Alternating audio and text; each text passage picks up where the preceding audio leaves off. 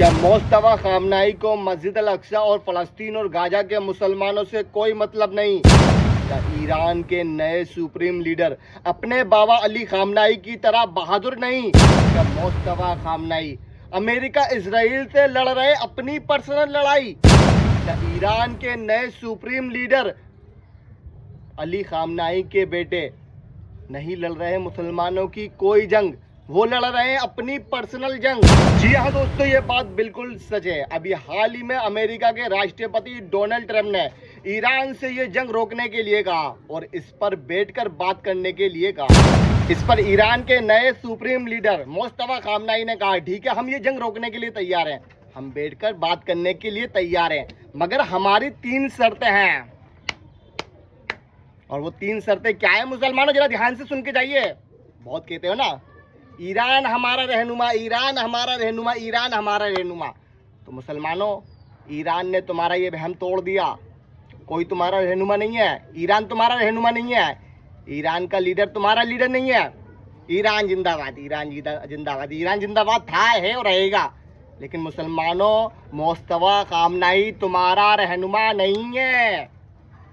तुम्हारा रहनुमा केवल अली खामनाई था, जिसने तुम्हारे हक की लड़ाई लड़ी, तुम्हारे लिए शहीद हुआ। उसका बेटा उस जैसा बहादुर नहीं है, वो तुम्हारे हक की लड़ाई नहीं लड़ रहा। उसने अपनी 3 शर्तें रखी और 3 शर्तों को ध्यान से सुनिए मुसलमान। ईरान के सुप्रीम लीडर मुस्तफा खामनाई की 3 शर्तें हैं। पहली शर्त, ईरान के राष्ट्र को रिकॉग्नाइज करना। ईरान के राष्ट्र को रिकॉग्नाइज करना।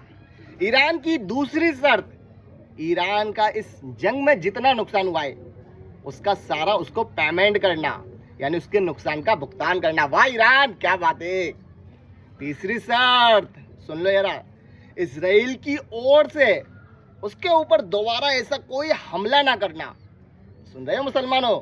विनोद आजा सुन ले। वाह ईरान, मुसलमानों के रहनुमा बनने वाले। इसमें यार मुसलमानों, इसने तुम्हारे हक की एक भी बात नहीं बोली। इसमें तुम्हारे हक की बात कहाँ है? इसने सारे अपने बेनिफिट रख लिए, एक भी बात तुम्हारे हक की बोली। तीनों अपने हक की, पेमेंट ले लेगा, राष्ट्र को रिकॉग्नाइज कर लेगा, समझ रहे हो? लेकिन तुम्हारे हक में नहीं बोला। इसने बोला ये अपनी शर्तों में ये शर्त भी रख सकता था ना ये, कि इजराइल फलस्तीन के मुसलमानों और गाजा के मुसलमानों को कभी कोई नुकसान नहीं पहुंचाएगा, मस्जिद अल अक्सा को बिल्कुल भी टच नहीं करेगा। लेकिन इसने ऐसा कोई शर्त नहीं रखी, क्योंकि ये जानता है ना ये लड़ाई मुसलमानों की नहीं है, ये अपने हक की, अपनी लड़ाई लड़ रहा है। ये अपने बाबा की तरह बहादुर नहीं है। ये मुसलमानों, तुम बोलते हो ना कि ईरान का नया सुप्रीम लीडर मुस्तफा खामनाई अपने बाबा की तरह बहादुर है, मुसलमानों के हक की लड़ाई लड़ रहा है या मुसलमानों के लिए बोल रहा है, कुछ नहीं है ऐसा। वो कुछ नहीं बोल रहा, कुछ नहीं कर रहा। उसने अपनी 3 शर्तों में ये बात बिल्कुल क्लियर कर दी कि वो मुसलमानों के हित की ये लड़ाई नहीं लड़ रहा, वो केवल अपने बाबा अली खामनाई साहब का बदला ले रहा है और ईरान का जो नुकसान हुआ है उसकी भरपाई करा रहा है, ना कि फलस्तीन, गाजा और मस्जिद अल अक्सा के लिए लड़ रहा है।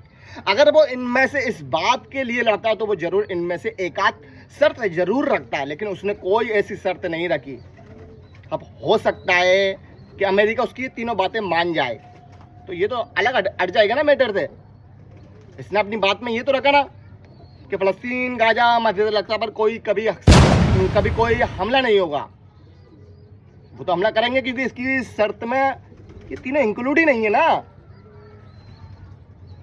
मुसलमानों, अली खामनाई जैसा कोई शेर नहीं ईरान में। मुसलमानों, तुम्हारा रहनुमा अगर कोई था तो अली खामनाई साहब दे।